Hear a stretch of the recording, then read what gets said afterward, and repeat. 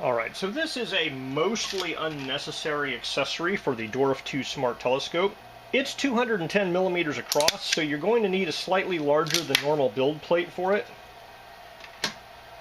But essentially it is a solar shield if you're going to be setting your dwarf up to take long exposure or long videos of the sun. So typically you'd only do this if you're trying to capture a video of like sunspots moving on the sun's surface, or maybe an eclipse. Now I've printed it with a brim around it to help the adhesion of the ABS plastic to my build plate. I'm actually going to leave that brim around it just as extra surface area for the sunshade. So you will need to provide 4 number 6 half-inch long wood screws. These are flathead and they're specifically zinc-coated steel. So don't go wild and spend extra for stainless steel. You want these to be steel so that they will be attracted to the magnets that are inside of the Dwarf II filter holder. Now, the idea here is not that this guy will attach securely. These holes are just a little bit bigger than the neutral density filters from Dwarf, and so they will go over the filters and support some of the weight, but they will not clip to the filters. So the magnetic attraction from the magnets inside the filter holder against these screws is what will hold it on. And you want to adjust these screws so that they are at the level or just slightly lower than this plastic ring and bar here. And the idea is you want this thing, if a gust of wind hits your dwarf when it's attached, you want this thing to come off the filter holder, leaving the filter holder and the filters on the dwarf, protecting its camera from the sunlight. So this is the filter holder, and the orientation doesn't matter, it's symmetrical.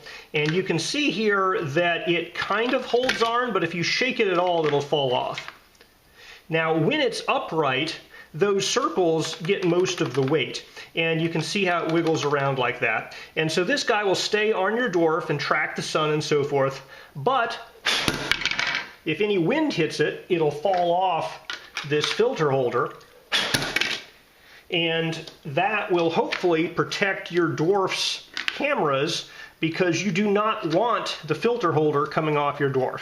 The magnets are a lot stronger against the dwarf than against these screws here. And if you're worried about the magnets on the screws being too strong, you can always screw these a little farther in to get a larger gap between the magnets and the screws. Right now I basically have the screws touching, but if you wanted to reduce that magnetic attraction, just screw the screws in a little bit farther. Alright, so here I have this guy mounted on my dwarf, and you can see that if you go low down to the horizon, it still stays on pretty well there. I actually have this a little below the horizon.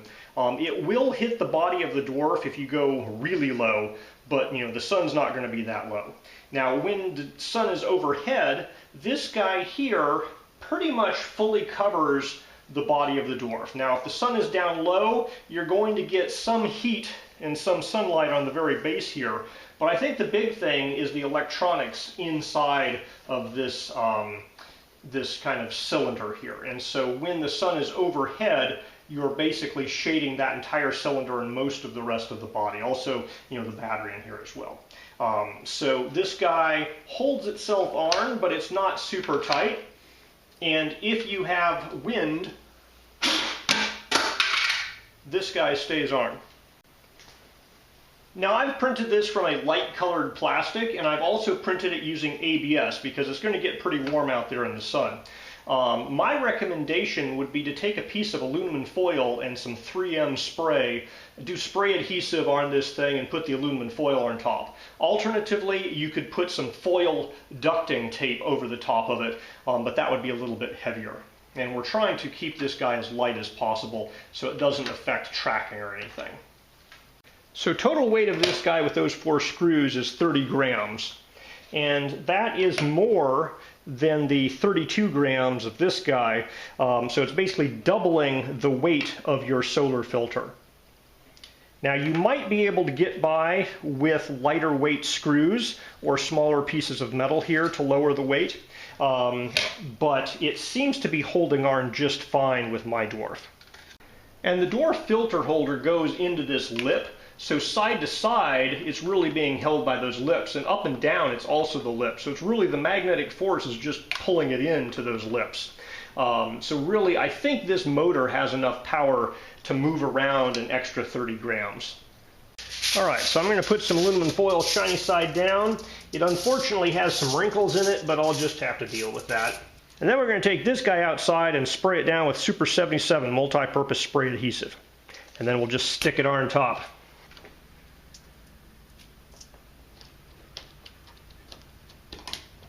Now you could get all fancy and spray paint the inside of these guys black, but realistically you have a million neutral density solar filter on this thing. So I think essentially you don't have to worry too much about stray reflections.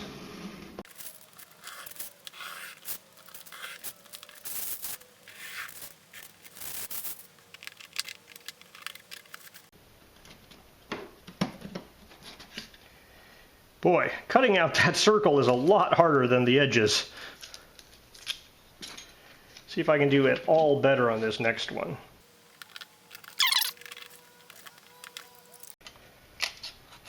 All right, so if you're doing this, probably poking in from this side and following around is easier than trying to do it from the back side, because I've messed that bit up there. Alright, so here's my finished solar sunshade for my Dwarf 2.